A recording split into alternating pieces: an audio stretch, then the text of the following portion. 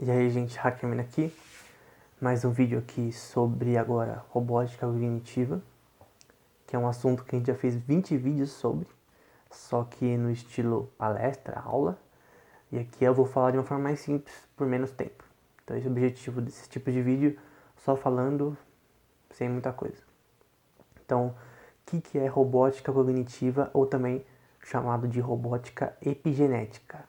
Então é diferente da robótica comum. Robótica comum, você tem lá seu robozinho, limpa a sua casa, ele conversa um pouquinho com você, coisas pré-programadas, ele de repente anda, sei lá, faz coisas simples, mas ele é um instrumento pré-programado. A robótica cognitiva ou epigenética tem a ver com você criar um robô que ele consiga, né, ser mais baseado no ser humano. Não só de aparência estética, como os geminoides, por exemplo, da Osaka University, que a gente fez vídeo sobre isso também, como o geminoide F do Hiroshi Shiguro, lá da Osaka University. Você pode pôr no Google, por exemplo, vou deixar na descrição também, relacionado a isso. Então, basicamente, no geral, o objetivo da robótica cognitiva não é só estética, mas é criar sistemas que sejam mais inteligentes, robôs que sejam mais inteligentes. Está muito mais longe do que parece para fazer isso, mas vários aspectos são importantes, como linguagem, consciência e entender como o ser humano convive com outras pessoas, e no geral é isso. E é uma área multidisciplinar, né? Você vai ter psicologia, neurociência, sociologia dentro dela, porque vai ter a parte robótica, né? O design lá, o design na parte de robótica, na parte de programação. Vai ter inteligência artificial também, que a gente vai falar sobre isso nesse vídeo. Só que no geral, você precisa, normalmente é associado esse termo à psicologia de desenvolvimento infantil. Então, os cursos de robótica cognitiva sempre vão ter psicologia de desenvolvimento infantil. O que é isso? É o estudo de como o bebê se desenvolve até a fase de ser criança, adolescente, adulto, enfim, até o infantil é só da criança, né, obviamente, mas até os 12 anos é infantil, talvez, mas depois também é estudado também em adolescentes, adultos, né, seu desenvolvimento ao longo do tempo, psicológico, sociológico e tal.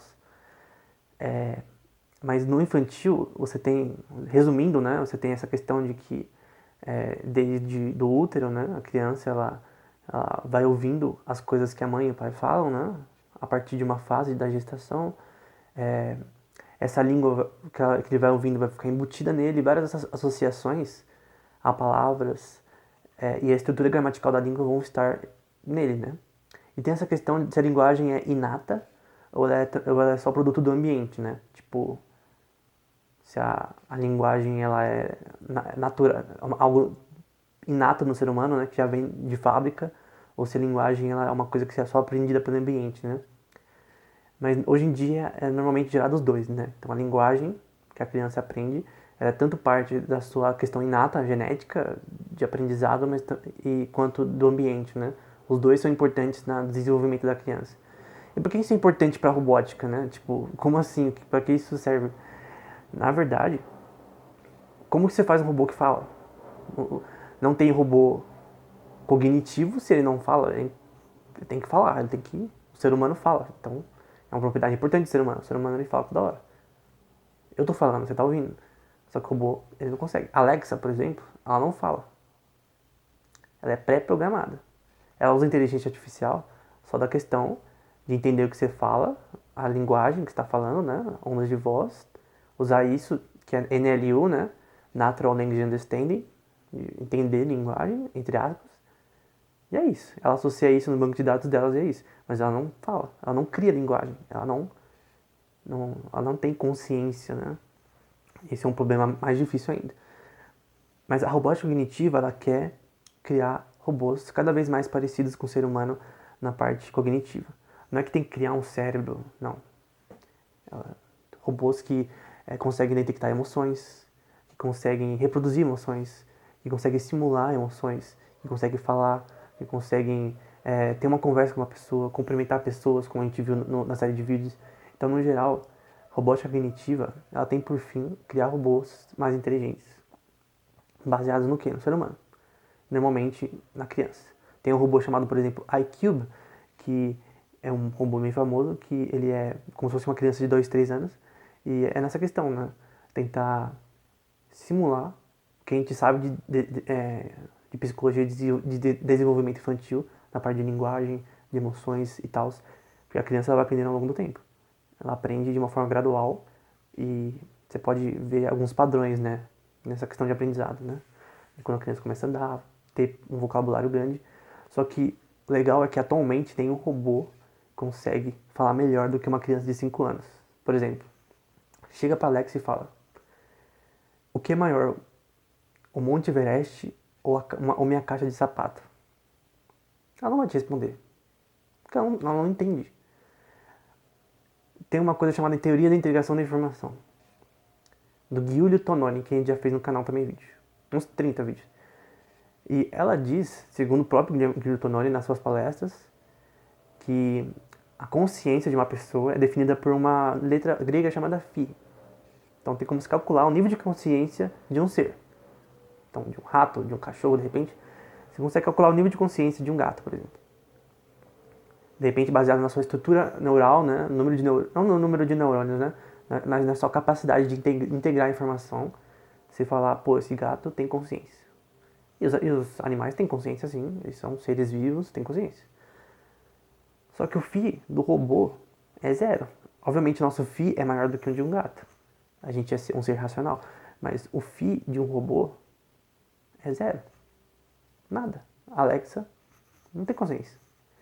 Nenhum sistema computacional hoje em dia tem consciência.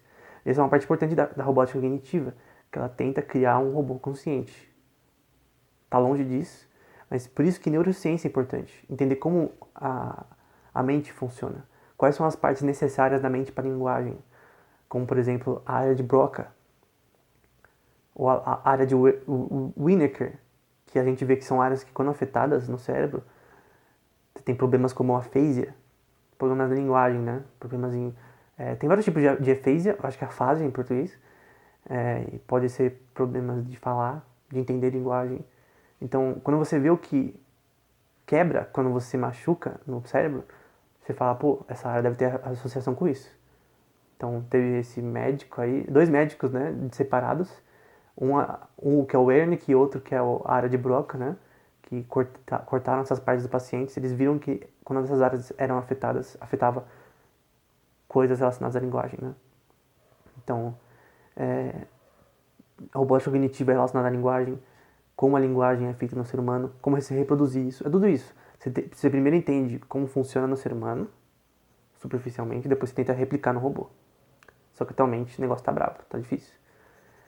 O que é usado de inteligência artificial nisso? A gente viu, na sequência de vídeos sobre robótica cognitiva, o uso pela Universidade de Osaka, no Japão, que é a melhor de robótica talvez, o uso de Key Learning, né? Dentro de Reinforcement Learning, na área da inteligência artificial, que a gente falou 1 bilhão de vezes no canal. Eu não vou explicar aqui Reinforcement Learning. Eu recomendo que você veja os vídeos sobre esse assunto no canal. Mas talvez eu faça um vídeo falado sobre isso.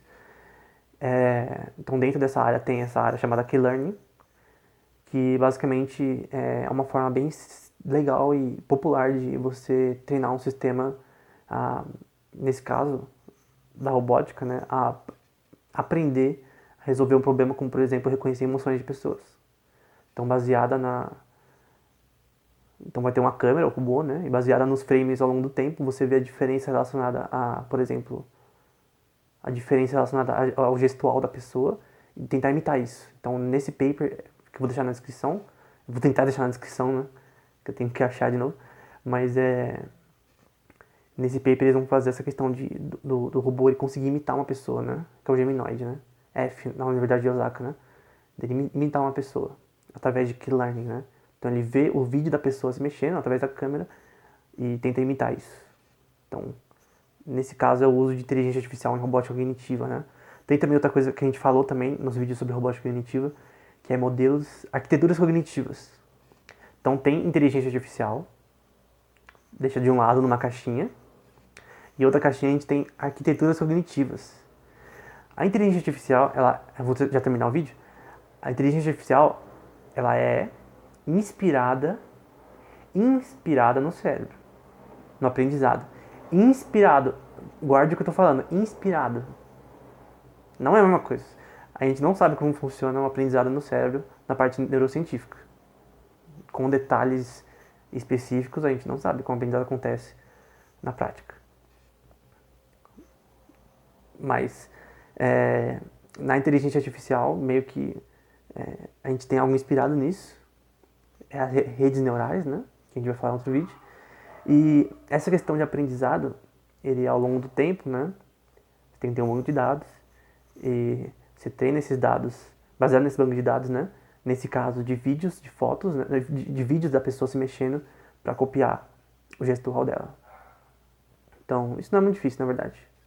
Mas isso foi algo novo usado na robótica pelo paper da Osaka University. Então, no geral, a robótica cognitiva usa bastante inteligência artificial. Mas a arquitetura cognitiva, porque eu disse que põe uma caixa diferente? Porque é um modelo mais baseado na mente. Ela é realmente mais baseada na forma como a mente funciona. Coisas como working memory, que é a sua memória ao vivo, né, que você está usando nesse momento para ouvir o vídeo, que a gente também falou nessa série de vídeos. Tem também memória de longo termo, de curto prazo, de longo prazo e curto prazo, né? Tem memória episódica. Todas essas coisas são úteis na robótica cognitiva, porque isso vai ser útil na parte da programação, de você tentar criar o seu modelo, nesse caso de aprendizado, né? Então, qual a diferença de inteligência artificial padrão, reinforcement learning, GANs, entre outros modelos, e arquitetura cognitiva? Porque a arquitetura cognitiva, ela tenta se basear um pouco mais na parte neurocientífica. Então, era isso. Robótica cognitiva também não só usa psicologia, também usa sociologia, usa linguística, usa também robótica, obviamente, a parte de construir o robô em si. Enfim, é uma área multidisciplinar, usa neurociência também, e todos esses conceitos são importantes para ter um grupo de pesquisadores no ambiente, né, que juntos pesquisam esse assunto. Então, já passou os dias que só alguém da área de física faz alguma coisa, né? Normalmente tem várias pessoas de outras áreas que trabalham junto naquele mesmo problema. Dependendo do problema, né? Mas enfim. É uma área que você pode entrar se você for de psicologia. Se você focar em desenvolvimento infantil e querer aplicar robótica, você talvez consiga. Até inteligência artificial. O Geoffrey Hinton, ele é de psicologia, então você pode muito bem, se você estuda essas áreas, entrar também na robótica cognitiva, né? Então é uma área que aceita pessoas de outras áreas também, não só sobre ciência da computação. Ainda bem, né? Então era isso. Até o próximo vídeo.